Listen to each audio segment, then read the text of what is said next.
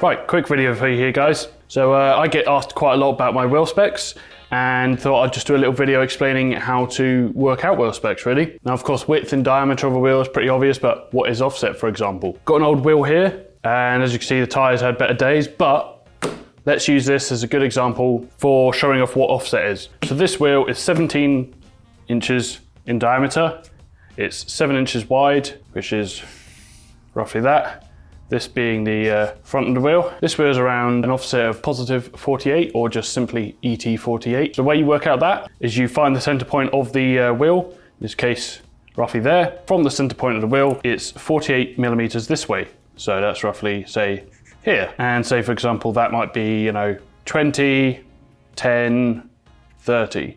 Simple as that. If you were to go in the opposite direction, you'll be getting into the negative offsets, which is what you want for big wide body kits and so on. Again, this being 0, let's say that's minus 10, minus 20, minus 30, minus 40.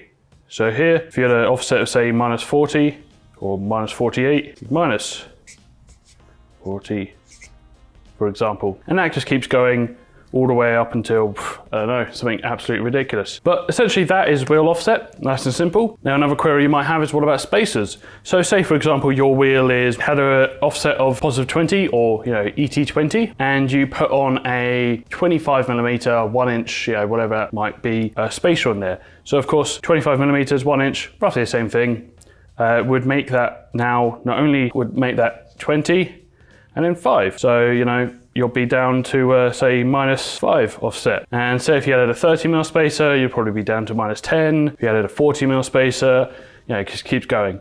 So that's how spacers work as well. And they essentially lower the offset of your existing wheel. And that is wheel offset. Simple. Thanks for watching.